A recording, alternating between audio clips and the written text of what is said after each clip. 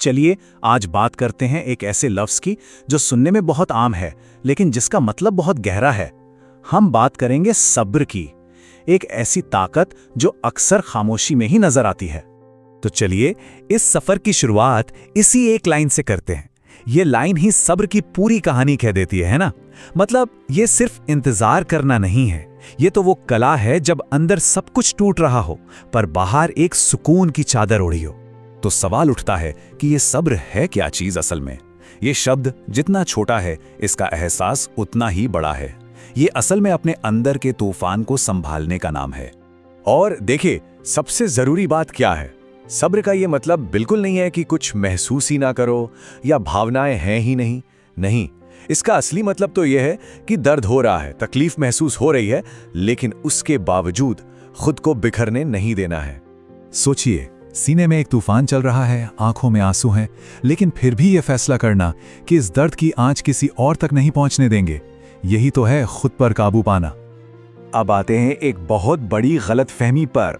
अक्सर जो इंसान सब्र करता है, जो खामोश रहता है, उसे कमजोर समझ लिया जाता है, पर असल कहानी तो कुछ और ही है। अक्सर होता क्या है कि लोग खामोशी को कमजोरी समझ बैठते हैं, पर सच तो ये है कि ये एक ऐसी ताकत है जिसे समझने के लिए भी उतनी ही गहराई चाहिए। ये कोई दिखावा नहीं है, ये अंदर की असली मजबूती है। और यही है सब्र की असली ताकत। ये बिल्कुल उस बांध की तरह है जो सैलाब को रोके हुए है। जो इंसान सब्र कर रहा है वो असल में बहुत बड़ी एनर्जी को कंट्रोल कर रहा है, और इतना बड़ा कंट्रोल रखना ताकत नहीं तो और क्या है। ठीक है, तो ये तो समझ आ गया कि सब्र में बहुत ताकत है, पर सवाल यह है कि हम सब्र करते क्यों हैं?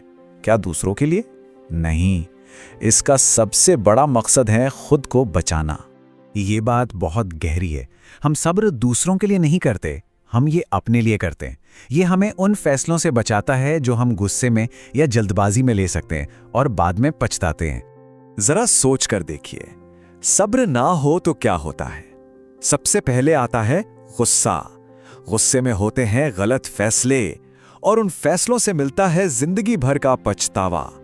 सब्र जो है वो इस पूरी चेन रिएक्शन को शुरू होने से ही रोक देता है, एक शील्ड की तरह। सब्र करने से मिलता क्या है? इसका इनाम फौरन नहीं दिखता, लेकिन जो मिलता है वो बहुत कीमती होता है। वो इनाम है वक्त और आत्मसम्मान। जब हम चुप रहते हैं उस पल में ऐसा लग सकता है कि हम हार गए, लेकिन फिर वक्त गुजरता है और सच की परतें खुलती हैं। तब जाकर एहसास होता है कि वो खामोशी हार नहीं थी, वो तो खुद को बचाने की एक समझदारी थी। देखिए, सब्र का मतलब ये नहीं कि हमारे पास कहने को कुछ है ही नहीं, इसका मतलब है कि हमें पता है क्या कहना है, बस हम सही वक्त का इंतजार कर रहे हैं। अपनी बात को सही समय पर रखना, ये खुद की और अपने शब्दों की इज्जत करना है। लेकिन एक सवाल ये भी है कि तब क्या हो जब सब्र का बांध टूटने लगे, जब लगे कि अब बर्दाश्त से बाहर हो रहा है। वो पल बहुत नाजुक होता है। ऐसे में ये एक सवाल एक बहुत बड़ा हथियार बन सकता है। बस एक पल रुककर खुद से पूछना है, अगर मैं अभी कुछ बोलूंगा तो क्या इससे कुछ ठीक होगा? वो एक पल का ब्रेक आपको बहुत बड़ी गलती से बचा सकता है। और जानते हैं, ज्यादातर मामलों में इसका जवाब क्या होता है? खामोशी। हर बात का जवाब देना जरूरी नहीं होता, कभी कभी चुप रह जाना ही सबसे समझदारी भरा जवाब होता है। तो चलिए इस पूरी बातचीत को इस एक ख्याल के साथ समेटते हैं।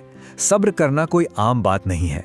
ये ताकत सिर्फ उन लोगों में होती है जो गहरे होते हैं, जो चीजों को जैसी हैं वैसी ही नहीं बल्कि उसके पीछे भी देख पाते हैं। तो अगर आज कोई भी अपनी जिंदगी में एक खामोश लड़ाई लड़ रहा है, जहां चुप रहना पड़ रहा है, तो ये बात याद रखने वाली है कि वो कमजोर नहीं है, वो सब्र कर रहा है, और ये अपने आप में एक बहुत बड़ी जीत है।